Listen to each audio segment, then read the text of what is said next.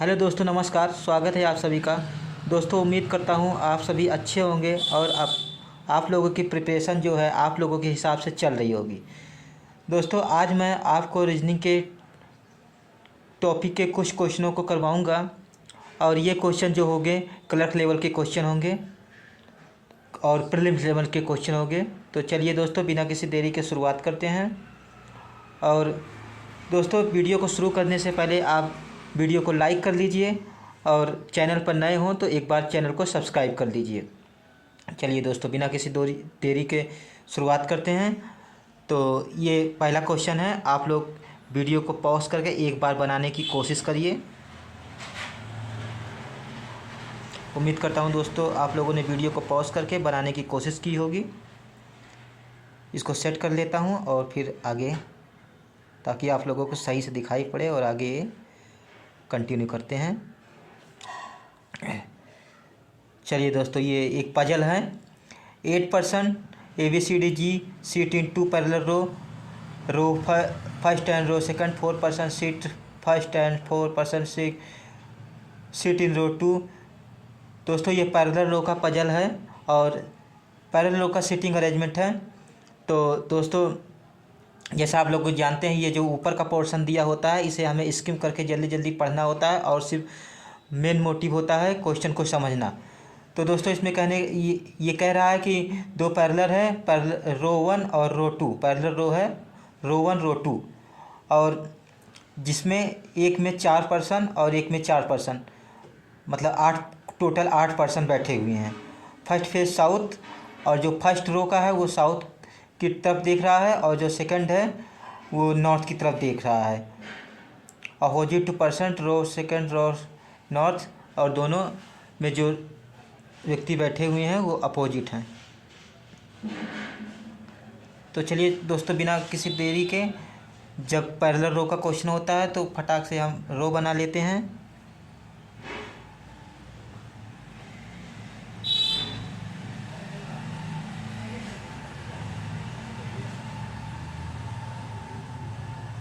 दो रो बना करके 4% को बैठा देंगे। G does not sit in the same row as that of C। G जो है वो C के साथ नहीं बैठा है, मतलब दोनों अलग अलग रो पे बैठे हैं। इस कंडीशन को ऐसे नोट करते हैं। G seat opposite A। G जो है A के अपोजिट बैठा हुआ है।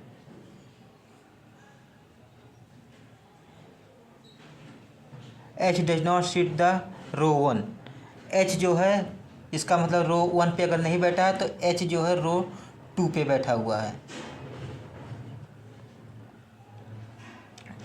E seat second to the right of G। E जो है G के सेकंड टू राइट में बैठा हुआ है। दोस्तों, अभी हमें पता नहीं है कि G कौन से रो में है, इसलिए हम अपने अकॉर्डिंग इसके डायरेक्शन को देंगे कि G के राइट में E जो है सेकंड पे बैठा हुआ है। ये हमारे अकॉर्डिंग है, और जैसे पता चलेगा G कौन से रो पे है तो उसके अकॉर्डिंग हो जाएगा। Neither H nor D sit opposite to B। H और D जो है वो B के अपोजिट नहीं बैठे हुए हैं। H और D ये B के अपोजिट नहीं बैठे हुए हैं। D does not sit in the same row as F। D भी अलग अलग रो पे बैठा हुआ है। D और F दोनों अलग अलग रो पे बैठे हुए हैं। C does not sit at the end. C जो है एंड पे नहीं बैठा हुआ। B sit second to the right of C। B जो है C के सेकंड राइट में बैठा हुआ है। दोस्तों, सारी कंडीशन यहाँ पे हो गई। अब हम जो है इसको सॉल्व करते हैं। तो दोस्तों, हमें जैसा कुछ पता नहीं हो कि कौन सा पर्सन कौन से रो में बैठा हुआ है, तो इसको हम मानते हुए ही चलेंगे। C को जो है एंड पे मना किया गया था, तो हमें पॉसिबिलिटी तो लेनी पड़ेगी। तो हम मान ही लेते हैं कि C जो है यहाँ ये एंड पे नहीं बैठा हुआ। C को यहाँ बैठा देते हैं, क्योंकि C के राइट में B चाहिए होता है। अगर हम इसको इन सभी को ऐसे डायरेक्शन दे देंगे तो इस हिसाब से C के राइट में B ऐसे होगा। तो मैं दिखा देता हूँ, ये सब आप लोगों को करने की ज़रूरत नहीं है, प्रैक्टिस के साथ ये सब आप लोगों को आ जाएगा। सी को यहाँ कर देते हैं, सी के राइट में बी, यहाँ पे हो गया।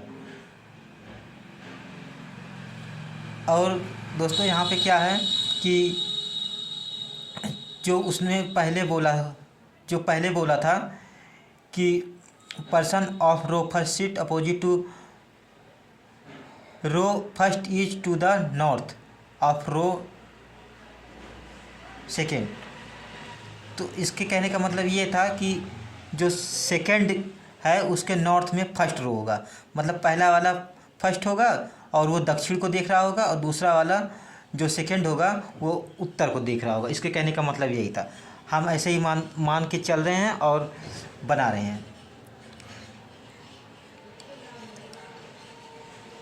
अगली कंडीशन को हम देखते हैं कि ये जो सी है और ये जो जी है दोनों अपोजिट बैठे हुए हैं, और जी के राइट में ई है और जी के जो अपोजिट ए बैठा हुआ है। तो देखिए दोस्तों, सी इस रो में अगर आ गया तो जी अब इस रो में आएगा। तो जी के राइट में ई को बैठाना है हमें, जी के राइट में ई को बैठाना है। तो अगर हम जी को यहाँ बैठाएंगे तो इसके राइट में एक छोड़कर ई यहाँ पे हो जाएगा, पर जी के अपोजिट हमें ए चाहिए होगा, पर यहाँ तो बी बैठा हुआ है, इसलिए जी को यहाँ नहीं रख सकते।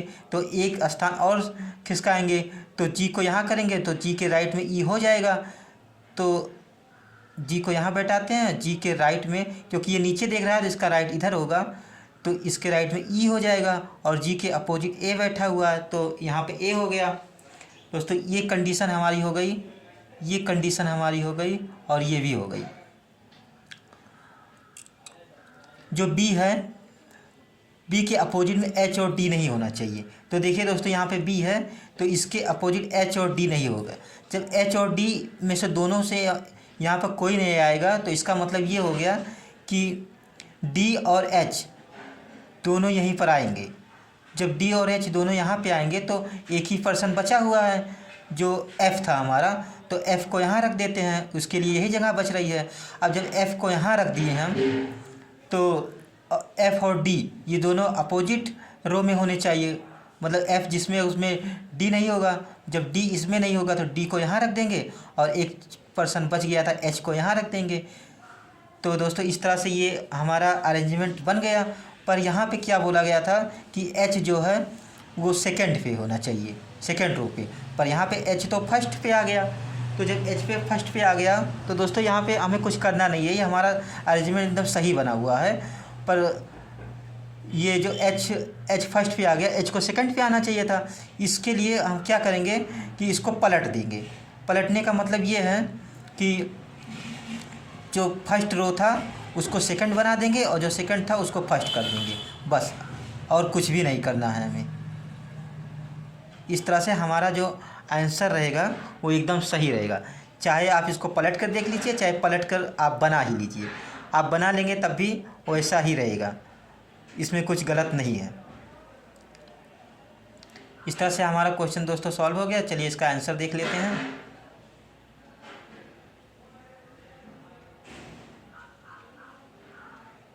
देखिए दोस्तों, ये यहाँ पर आंसर इसके अकॉर्डिंग दिया गया है, बी ए सी डी, बी के राइट में ए, के राइट में सी, के राइट में डी, ऊपर से देख रहे हैं।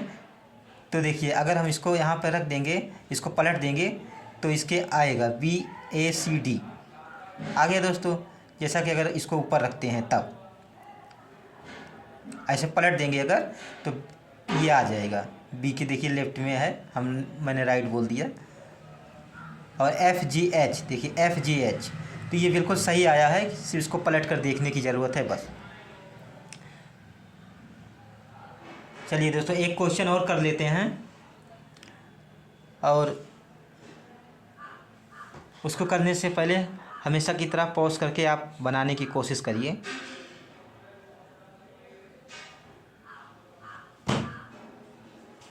आपने कोशिश किया होगा।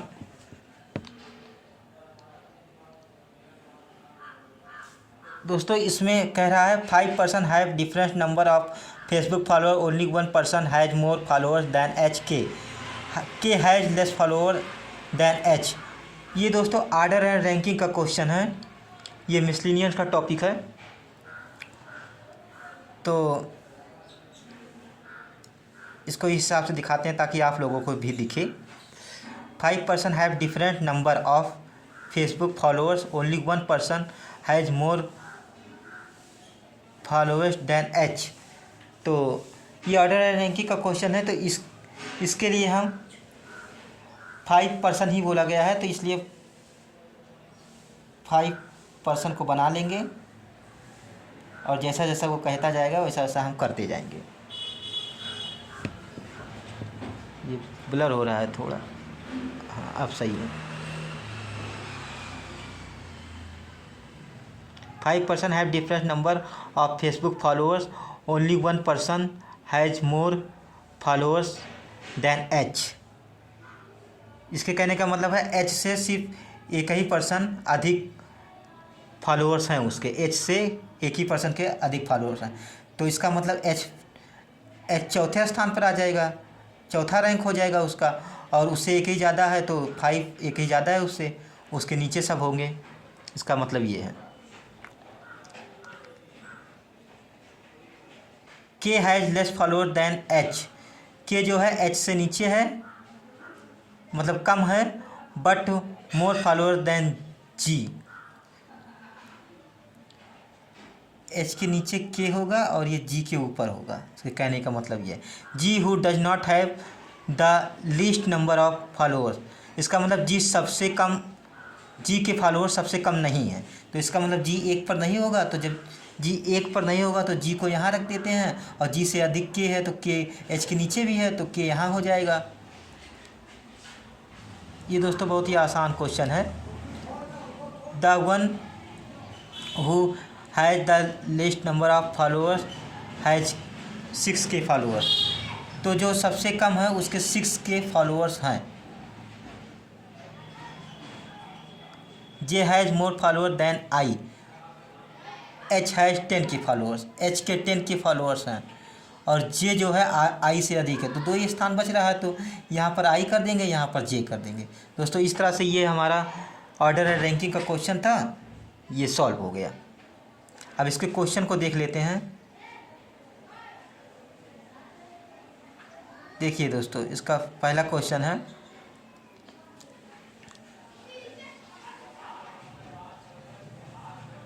देखिए, if the sum of the number of followers of H and G is 18K, then what is the possible number of followers that K does not have। H और G के अगर टोटल को देखा जाए तो 18 है, तो इसका मतलब H का 10 है तो G का 8 हो जाएगा, मतलब 8K हो जाएंगे G के। तो और इसके कहने का मतलब के possible number of follower that के डज नॉट है। के और जी के बीच कितने लोग, जो के का है वो कितने नहीं होंगे, इसके कहने का मतलब ये है। तो देखिए यहाँ पर पहला ऑप्शन है 9.5, तो 9.5 तो हो जाएगा, 8.5 इसके दोनों के बीच में 9.5 भी हो जाएगा, 8.5 भी हो जाएगा, और ये 9.8 है तो ये भी हो जाएगा। तो मतलब यहाँ पर हमारा जो ऑप्शन ई है नन ऑफ दिस, उसमें उसने पूछा भी यही था कि के का कौन सा पॉसिबल नहीं है, तो पॉसिबल जो नहीं है तो इसका आंसर ई हो जाएगा।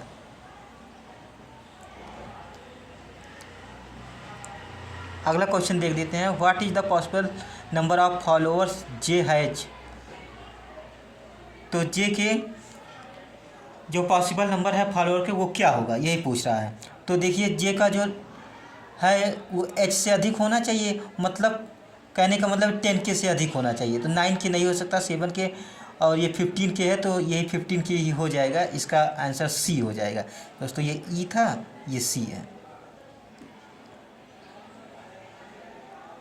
How many person have more follower than R. ये दोस्तों शायद क्वेश्चन ही गलत है, क्योंकि यहाँ आर है ही नहीं है इसमें, इसलिए ये क्वेश्चन ही गलत है।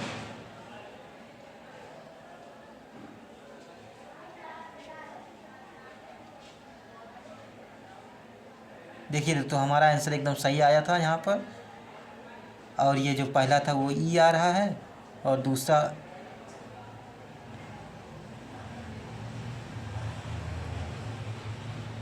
दोस्तों हमारा सही आ रहा है। इसमें आंसर में गलत दिया हुआ है, सी ही है।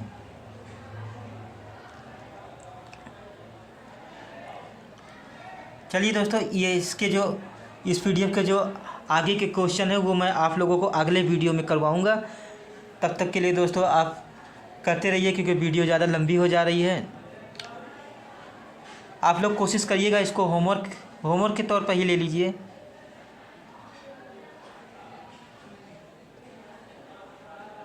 ये दोस्तों डायरेक्शन और डिस्टेंस का क्वेश्चन है, इसको बनाने की कोशिश करिएगा और बन जाएगा तो कमेंट में इसके आंसर को ड्रॉप कर दीजिएगा, नहीं तो मैं अगले वीडियो में मैं आप लोगों को यहीं से करवाऊँगा।